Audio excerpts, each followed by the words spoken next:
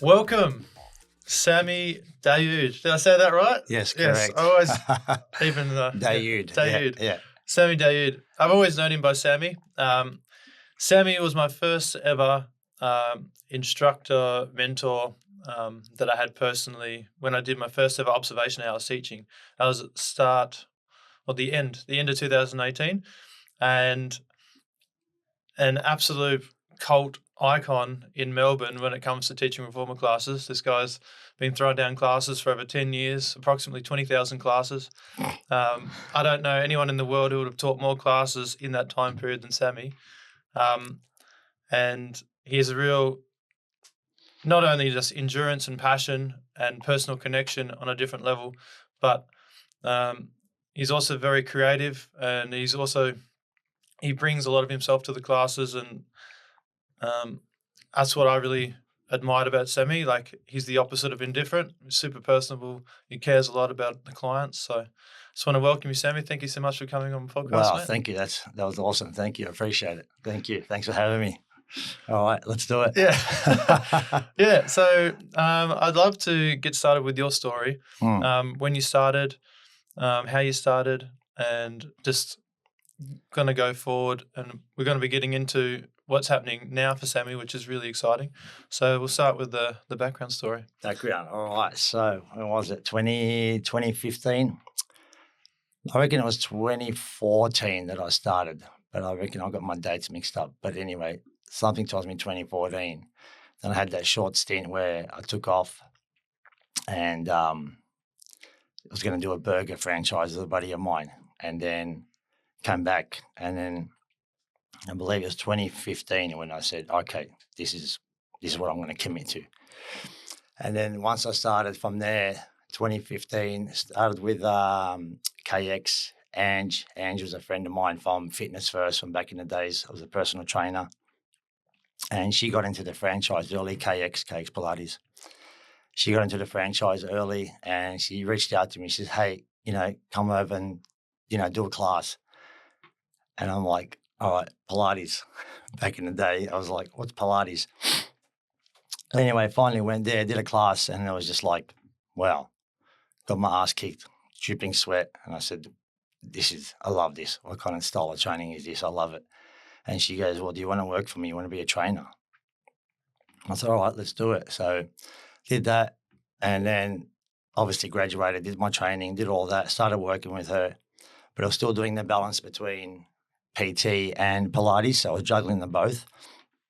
And then got to the point where I was getting busier with Pilates. I had more shifts, and at some point I thought, all right, I'll start to weigh out the PT, and then threw myself in there, just full throttle, just jumped in and thought, all right, I'll make Pilates full time, and did that.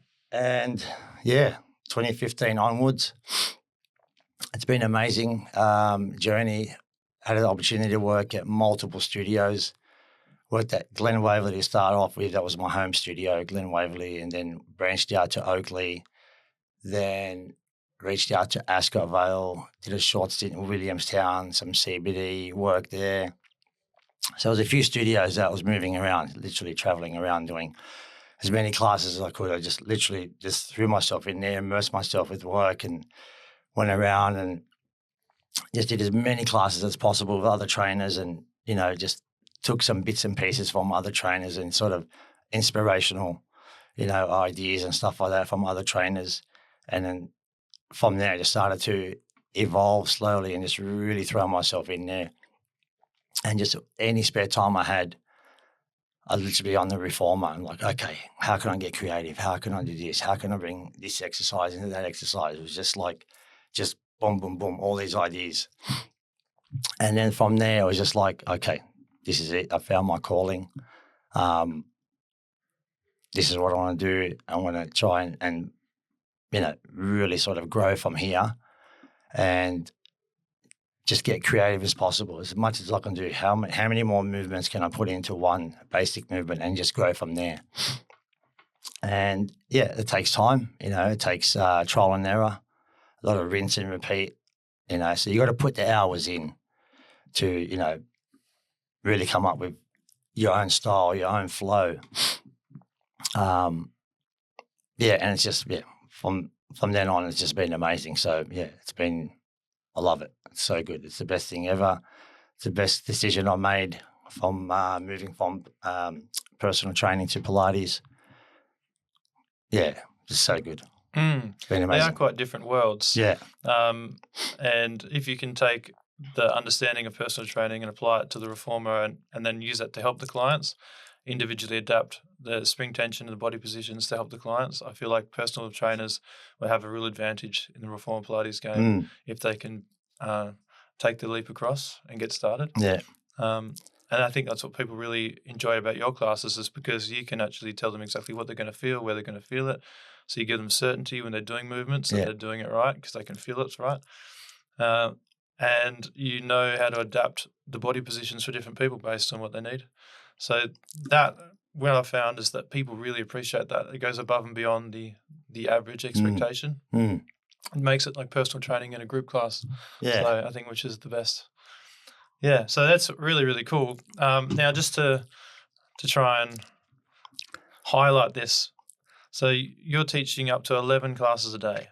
There's a couple of days during the week where I do 11 classes a day. Yeah. So for a lot of people, that would be actually what they're doing an entire week. Yeah. Now, so if you can, like, that kind of endurance, how do you get that endurance? Where's that come from? It's just passion. You feed off everyone's energy. Like from the get-go when I started, it was just like I started on 3 classes, 4 classes, build up. And then it just come to the point where it's like, okay, I just want more. I want more classes. You know, put the hours in, I want the classes. I was getting my shifts, got my regular schedule. And then from there, it's just like, you know, it was easy for me. It was just, I can do this. I've had the energy. I've been training my whole life, been doing Pilates for as long as since I started. As I say, energy creates energy. So the more you train, the more energy you have. And for me, it was just exciting ideas and, you know, different exercises and how much you can create on the reformer. So I just feed off that, the creativity, the endless amounts of the different exercises combining. And it's just, you know, having that energy to stay do the classes longer. It's because you're feeding off everyone's energy anyway. You know, you look around at the class and everyone's doing the same thing and everyone's on point. Everyone's just flowing. Everything just flows. It's such a good feeling to have. It's such a rewarding feeling to go, wow, look at everyone go. You know, I'm making them do these exercises. I'm making them do these movements. And, you know, standing back as a trainer and then looking at everyone, it's just really rewarding. And as I said, I feel off that energy. Everyone's got different journeys, you know, different walks of life. They've all got, you know, obviously the emotional reasons why they're training and stuff like that.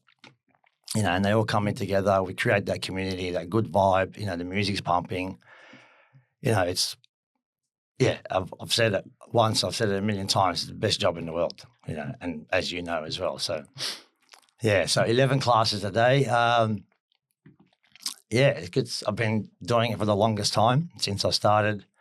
As I said, the hours got more. Built up my schedule, and you know, I'm happy to do them because I love my job. So whether it's 5 classes or 6 class blocks, you know, have a break in between, come back and do another 5 class block. It's great. And for me, I've always prided myself on not teaching the same class. So if I'm doing 5 classes, well, I don't want to teach the same class, especially if you've got beginner, intermediate, and advanced. So for me, it's like, okay, the creativity, the juices are flowing. I'm like, okay, I want to do a different class every single time. So there's one thing I always said, I'm not going to teach the same class because that keeps me going, keeps me thinking, keeps me creative, keeps me on my toes. And I don't want to be saying the same thing over and over and over for 5 hours straight or 6 hours straight. You know, imagine saying the same thing over. It's just like, kill me now. So I'm always trying to make every class different. And I know that they're going to get the most out of it because I'm always challenging them. I'm always changing it up for them and changing their routine. So for me, I love that ability that I've got the ability to do that and, create that, so yeah, it's just magic.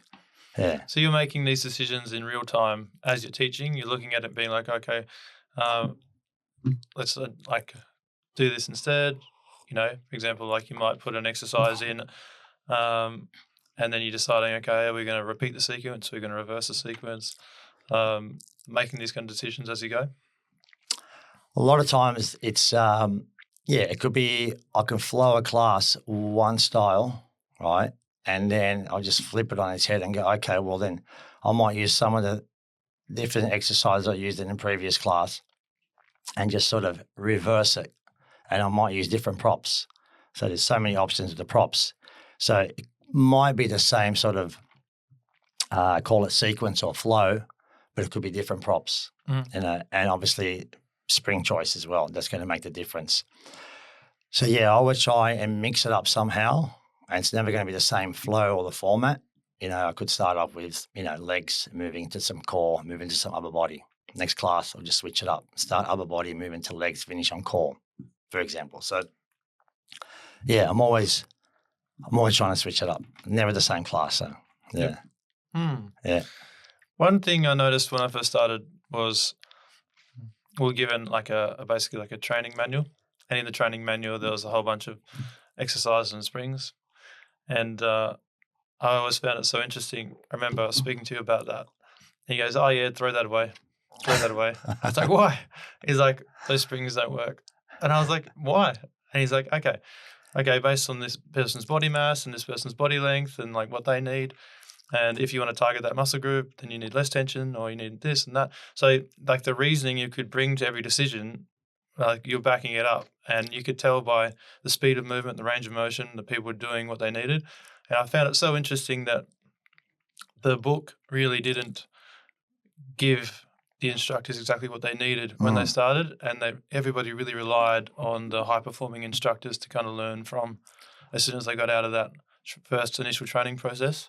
So as more and more great instructors have gone and moved on in their career or changed careers or anything like that, I find that a lot of the instructors coming through are missing out on such really good education and the innovation and inspiration from high-performing instructors like yourself. So how was that process for you? Did you also originally receive a manual and then kind of just played with it to figure out how to make it work? Absolutely, yeah. So when I started, it was like, okay, going off the manual, and then it was just my own sort of practice, putting in the hours, and most importantly, like reading the room, looking at your clients and seeing who's excelling and who's sort of falling behind. It's like, well, why? And then all those factors come into play. Body types, height, obviously long limbs, shorter limbs, etc. So when you put yourself in there and you start doing the exercises and you go, okay, hang on a sec, if this is not working, and I can see, I remember such and such was struggling with that, why? And then you make the adjustments, and then it's obviously you're on the reformer, you're making the adjustments, you know exactly what's working. You know what, I think this would be too much for a beginner class, or this might be ideal for an intermediate advanced class.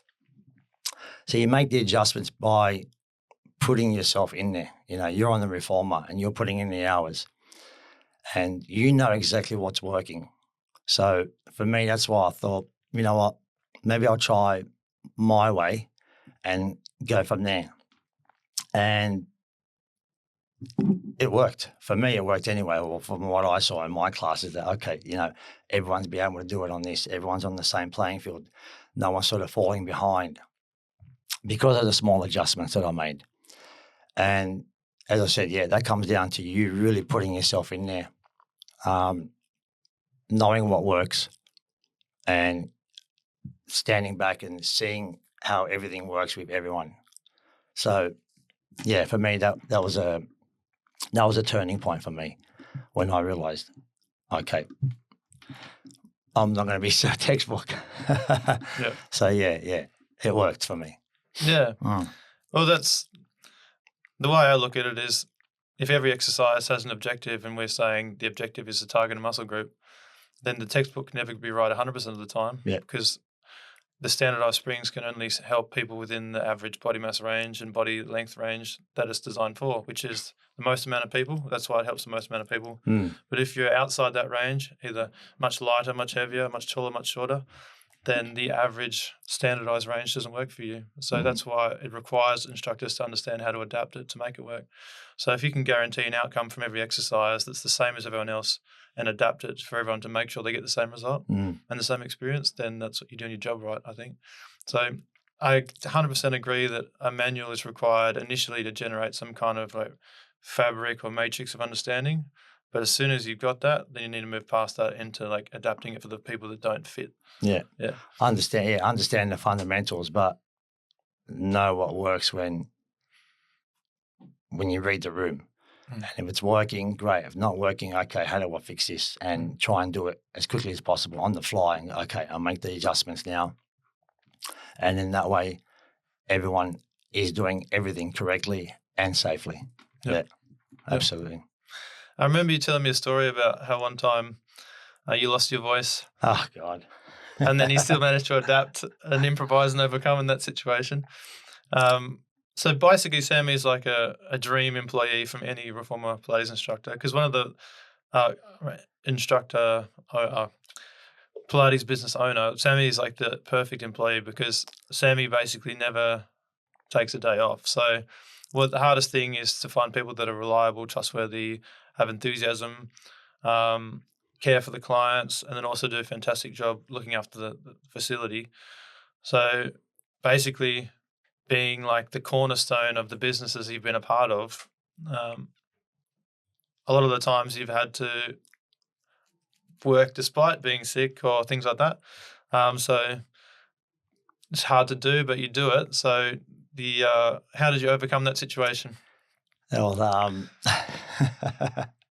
it's pretty funny. It's a couple of days actually. So I lost my voice completely, and it's literally never happened in the 10 years I've been teaching. And I thought, all right, how do I get around this? So turned up to work and just started doing like little post-it notes and stuff like that. And I'm like, I just can't keep writing every time. And then so I thought, okay, I'll just switch it up. So I could pretty much just sort of whisper. And then when everyone's in there, greeted everyone, hello, okay, let's get going. So I went up to everyone individually and said, I gave them like a cue or an instruction to say. And then literally everyone was just saying what I got them to say. So it was good because everyone was interactive. Everyone's having a laugh with it. Some people were taking the piss out of me as well, trying to mimic the way I teach and stuff like that. So that was pretty funny, really entertaining as well. But we got it done and everyone loved it. They had fun. And that was a Thursday. That was 11 classes, right? So obviously, 11 classes without a voice. Yeah, correct. 6 in the morning at the break and then 5 in the afternoon. And it was so funny. Like everyone's just getting it done. Everyone's laughing and, all working out, having a good time. And then come back for the afternoon classes, 5 classes, same thing again. Did that, just went around to whisper and everyone. And then I had to teach the next day, Friday morning, 6 classes. So I thought, okay, I'll get up and I'm sure I'll get my voice back and stuff like that. And then went to speak and I was like, oh, okay, I'm going to do this again. So it was a day and a half of no voice. And then it was like, they'd walk in, the clients would walk in, you got your voice back? No. And they're like, oh, so I start laughing. Anyway, same thing again, did it again, 6 classes, got it done. And then finally the weekend come around, no work, had a couple of days off, and then I come good for the following week. But it was so good. Everyone was interactive. Everyone was getting the job done. And, but yeah, I think I just overworked myself leading up to that. I just took on a bit much. Obviously some trainers were away, holidays and extra classes here and there. And I thought, I can do this. But as you know, when you're teaching, when everyone's on such a good vibe and, you're just really sort of pumping up the classes, the music, you're calling out, the cues, the instructions, everything's just flowing. And before you know it, you're just like, really putting everything into it. And you got to remind yourself, oh, shit, I've got another 4 or 5 classes to teach, etc., etc. Yeah. So you got to know how to sort of reel it in. But there's classes where it's just you put everything into it. It's amazing, the vibe, the music, everyone's just pumping, everyone's the same, same wavelengths, and it's just like, okay, I've got to pull it back here and just chill out a bit. So I think I went a bit too hard, and that was the aftermath. But we're all good now. I know how to manage my voice now. So yeah, but surprisingly, it had to happen in 10 years of teaching. So Oh, yeah, for sure. yeah. Yeah. Well, I think we're all guilty of that when you get excited and just get in the moment, and then you're like, oh, hang on a second. Yeah, it's a good feeling. It's a good feeling. Yeah, it's like you're riding a wave of energy around the room. Yeah. So the energy, it's like a return on investment. If you provide energy, give energy to the room, they give it back to you. I only find that happens though if you have a really good one-on-one connection with everyone individually. Oh, absolutely. Because then they feel like that confidence to kind of like interact with you. How do you establish these one-on-one connections and relationships? Is it something you're doing in class, before class, after class? For me, they're constantly coming back, right? So obviously they're there for you, and then you got to put the time in to them as well. Like ask them, what are you doing outside of Pilates? Family, kids, you got a dog, what do you do for work? And so you invest time in them as well. And when you start to become, more personable, more connected in building that connection, that rapport with everyone, and, that's when I feel like, okay, this trainer actually cares about me. It's not just a trainer. It's like, okay, let's do this A, B, and C. When you're personable and you really make an effort with everyone, then that comes back, tenfold. So for me, it's like really just sort of having that time and just asking more about them, A, B, and C, life, etc. And, obviously they're coming back, which is, it's a good sign that they're involved as well. They're connected as well. They're invested as well. So, the time they're putting in, you've got to put the same time back into them. So I really find that works, or that worked for me anyway, and just really going above and beyond for them. And while they're training, the duty of care, making sure everything is like, well, my OCD is like everything has to be perfect, form, correcting them as much as possible. It's really putting in 110%, going above and beyond every time. So that for me has worked. And now I can look back and go, wow, like what I've achieved in 10 years has been absolutely amazing and rewarding. So, yeah. That's so true. The thing I notice a lot when it comes to correcting form is that the first thing you actually need is an intention of what you want them to do. And the next thing you need is awareness of what they're actually doing.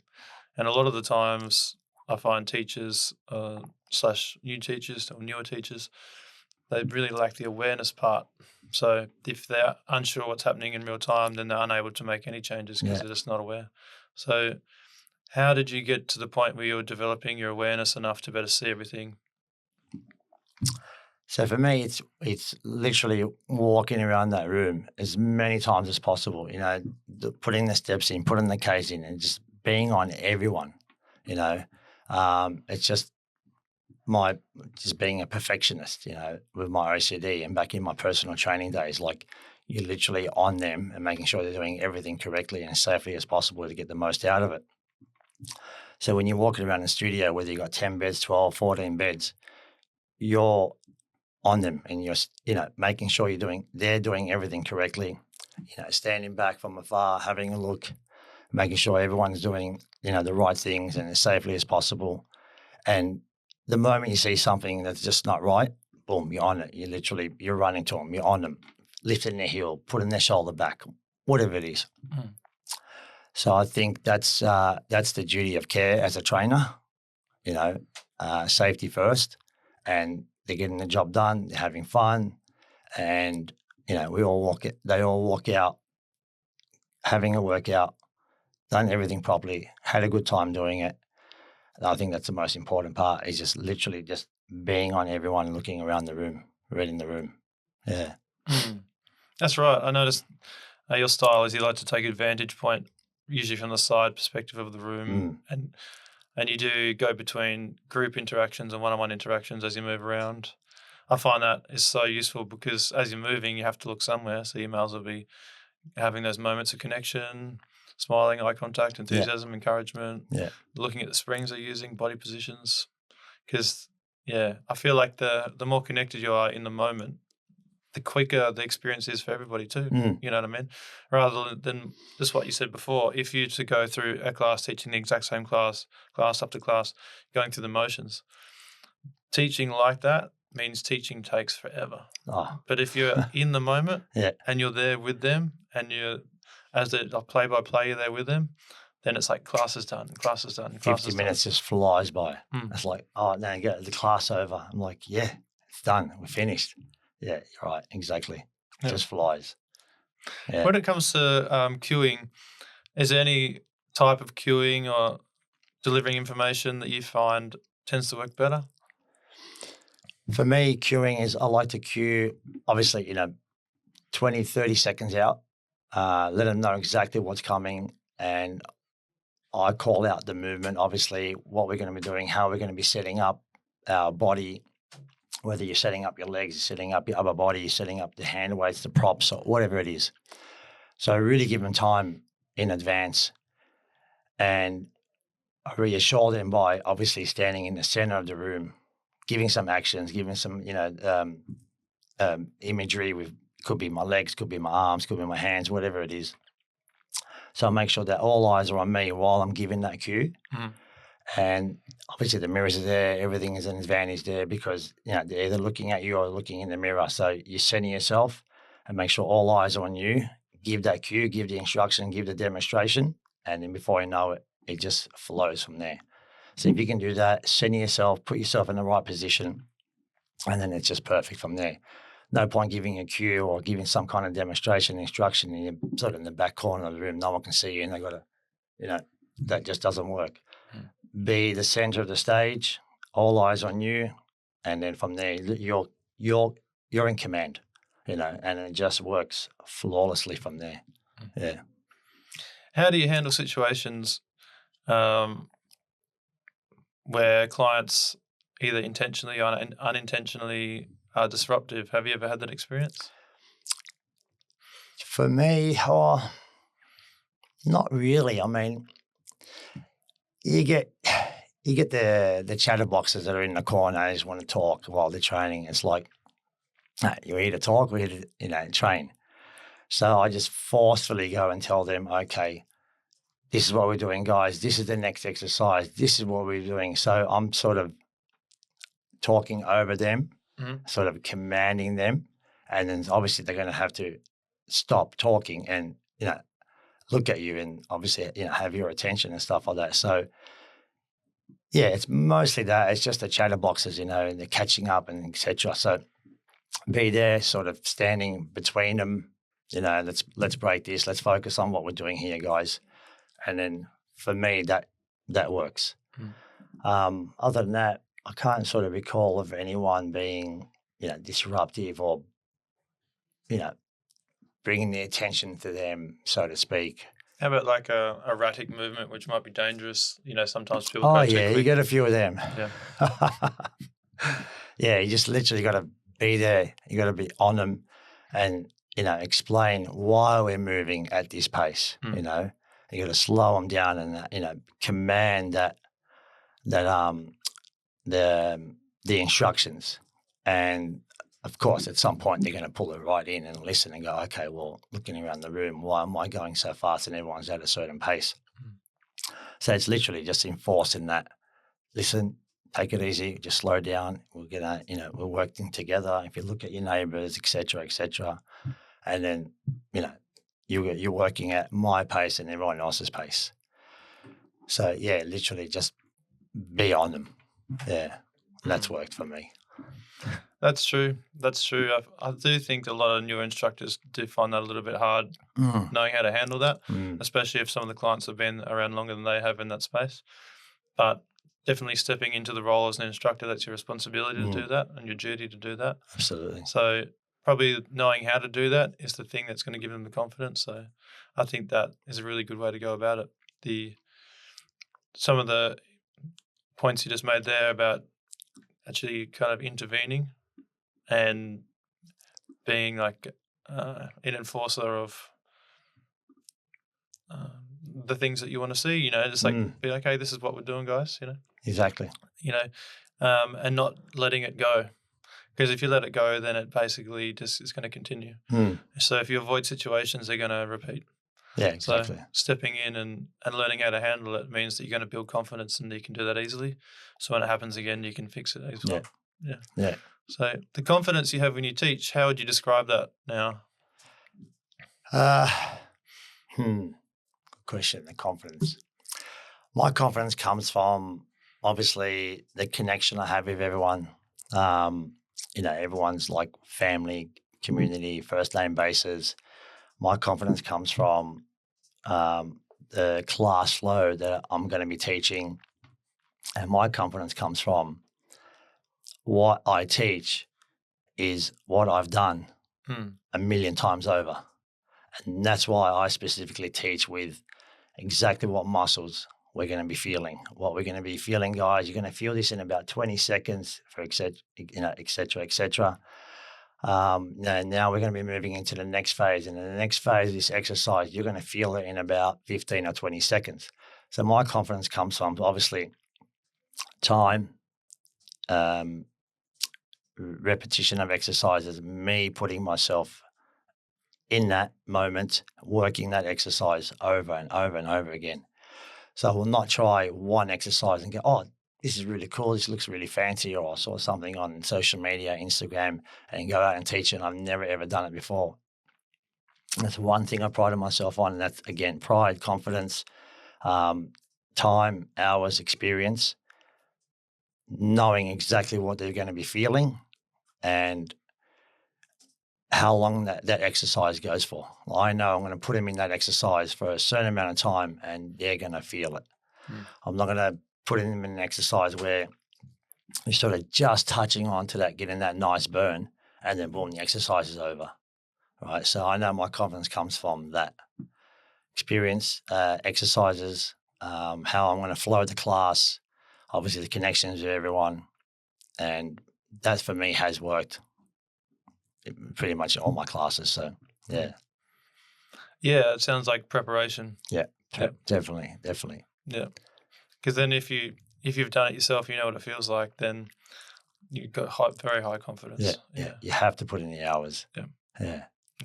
I think there's nothing that can replace being on the machine yourself. Like, and I think that's an incredible point. Like, never asking someone to do something you've never done yourself. Yeah. Because if you've never done it, then there's no way you're going to be able to cue them through that and know what it feels like to do it. It's like a big part of being an instructor, I believe, is coachability. It's not just that we're telling them what to do, so we have to coach them how to do it. And a lot of the time, if you do give someone a new movement pattern, it's not that they don't want to do it, it's just they're not sure how to yet. Yeah. So being able to break down, or how do I teach them how to do it as they're doing it? How do I change it to make it work for them?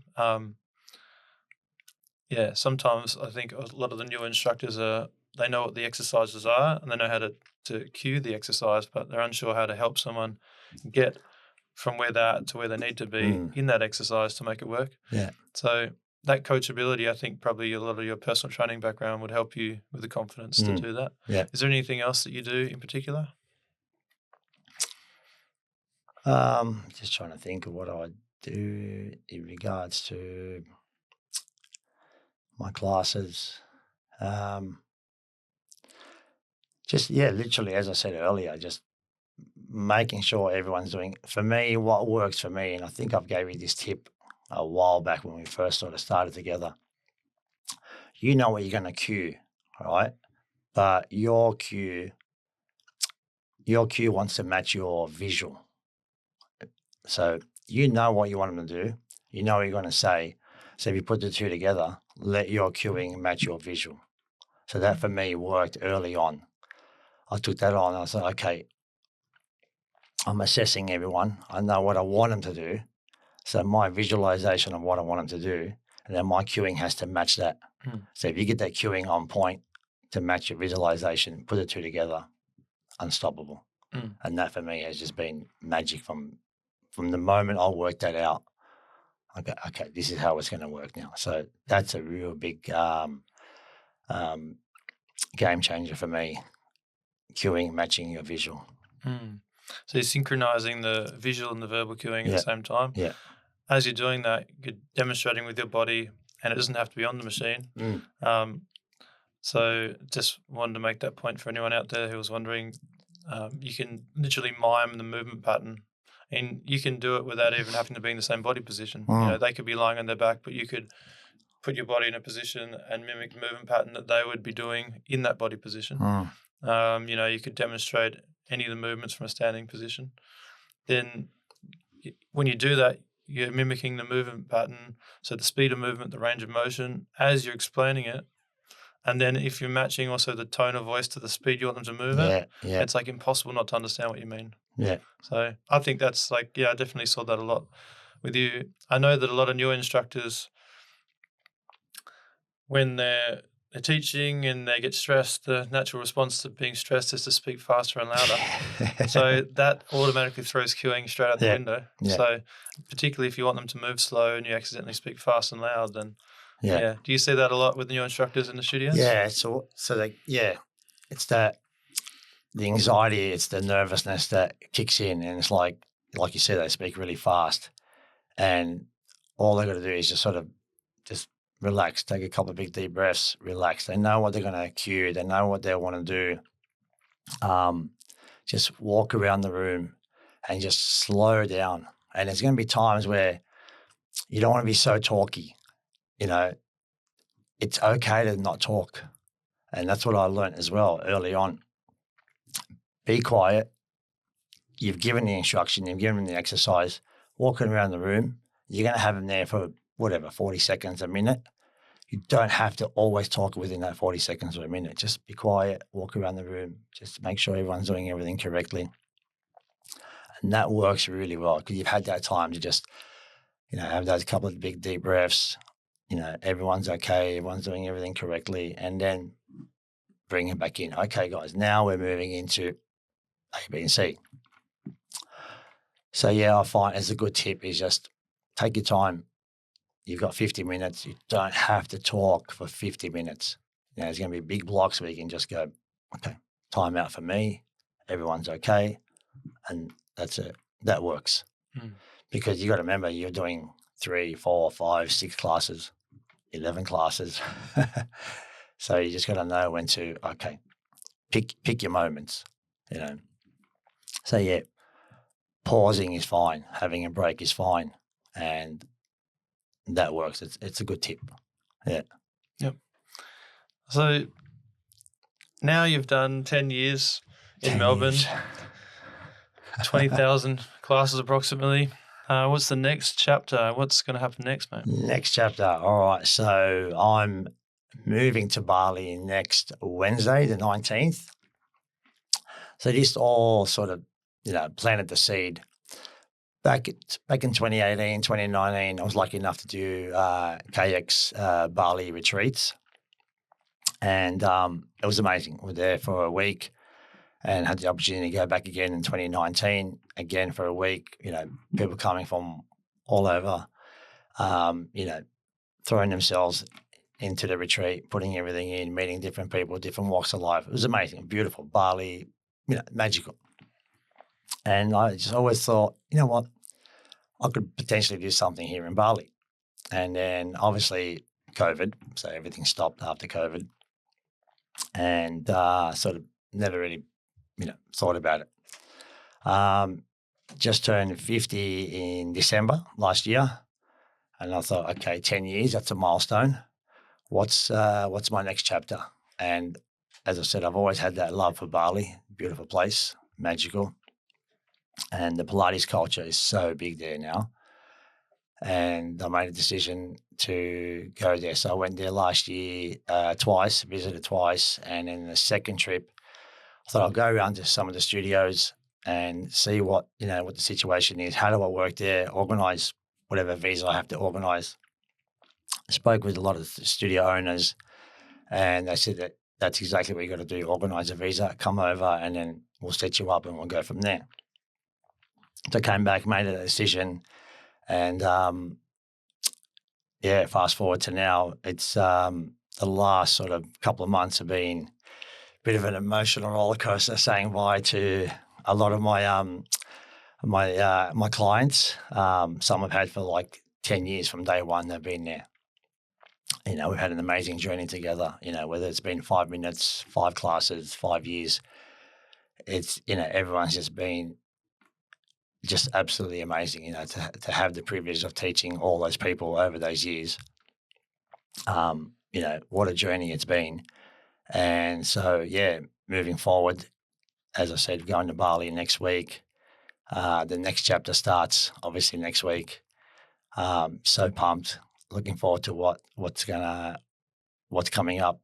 Got some studios I'm going to be working at. Got a couple of little side hustles I'm going to be working on. So watch this space. And just looking forward to having that Bali lifestyle, the sun, just not working 11 classes a day.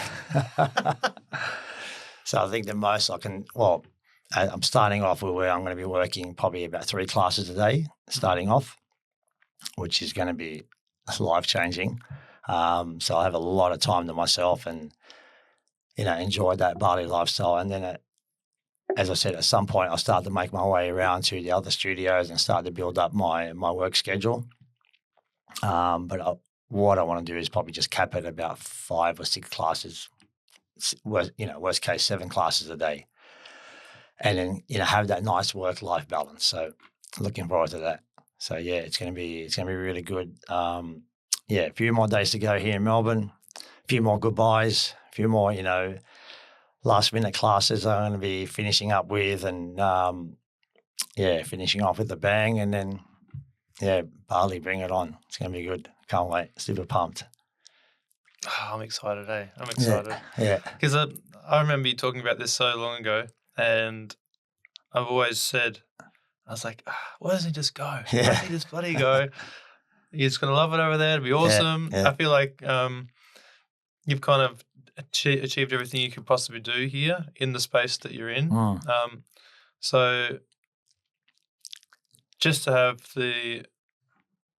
that moment to pause and reflect on what you want to do now, I think it's epic because you're literally putting yourself into a brand new life. To create a work-life balance like that, where you do what you love every day and then you live where you love every day, and then you're taking the stress away. I think a big thing that you're saying that you're looking for is peace and structure. Yeah. Like to create that for yourself, that's really what it's about. I bet you there's so many people listening to this and like, how do I do that? How do I get the peace and structure? How do I create that life? So definitely anyone who's listening, reach out to Sammy and he'll be able to give you advice on how to set yourself up in Bali too, I bet. Absolutely. I mean, for me, it was just like, okay, got to make a decision now, make the most of it. Everything sort of paved its way to where it is now. And ultimately, you just got to make that sacrifice and say, okay, this is it. I've got to do it. And the hardest thing, obviously, is leaving what you've already built here and just to pack up and uproot your life and move to another country. I guess I'm lucky because, I've been there several times. I know the place. I have friends there. I've already got work, set up for me. So everything is paved because of my connections with people and what I've achieved so far. But my advice to anyone wanting to do it is just, you got to do it. You only live once, and if that's what you want to do, it's what you want to chase, it's your dream, then just, get it done. Like so many people kicked me up the arse and said, if you don't go, you're an idiot. Just do it. And literally, it's the perfect timing for me to do it. And here I am. And can't wait. It's going to be so good. I'm pumped. Oh, good on you, mate. Thanks. Yeah, I'm really proud of you. Thanks. I look forward to coming over to Bali in about 6 months or so, and we'll do round 2. Awesome. We'll catch up with this story. It's going to be so good. Yeah. So, thank you so much for coming today, mate, and sharing your story. And thank you so much for helping me in my journey too. Literally from the very first class that I taught the group, you were there to help me along the way. So it's been a big journey for me. And so you've helped so many clients, so many instructors, so many studio owners in your time here. So yeah, big thank you from everyone in Melbourne, and wish you all the best, mate. Thank you very much, man. I appreciate it. It means a lot, And yeah, as I said, it's such a great feeling. It's such a rewarding feeling to where I've started to where I am now. Looking back, it's there's so many ways I can explain it, but in the shortest way possible, it's just been an absolutely amazing ride, amazing journey. So thankful, so grateful to everyone. Very lucky, very blessed. So yeah, and you're welcome, and thank you to you too as well. So cheers, mate. Appreciate it. Great. Yeah. Where can they find you on Instagram? Just normal. My name's Sammy Daoud. I'll pop up, and so I'll have Instagram. I've got Facebook. I've got TikTok now. Nice. Never thought I'd be on TikTok, but people said, "Oh, you got to get on the TikTok." I'm like, "Okay, I'll do it." So yeah, just my name, Sammy Daoud. You'll find me there, and then I'll be doing a lot more sort of posts on all the studios that I'll be working at in Bali, Uluwatu to be exact. Mhm. So I'll be basing myself out of Ulu. So that's southern Bali? Correct, yeah, Yep. yeah, down the bottom, down near, bottom of the map if you look at it, near Nusa Dua and stuff like that, so Yep. beautiful place. So yeah, hopefully see some Melbourne faces up in Ulu, so yeah, it'll be good. Looking forward to it. Yeah, I can't believe how tan you're going to be. Like, you're Oh. already tan now, but mate, you're going to be like a full-on bronze statue by then. Yeah, I can't wait for that. It's going to be good. Yeah. Yeah, so the journey continues, mate. Yeah, thanks for coming in today. Thank you very much, Nathan. I appreciate it, mate. You're a legend. All the Thank best. you. Thank you. Appreciate it.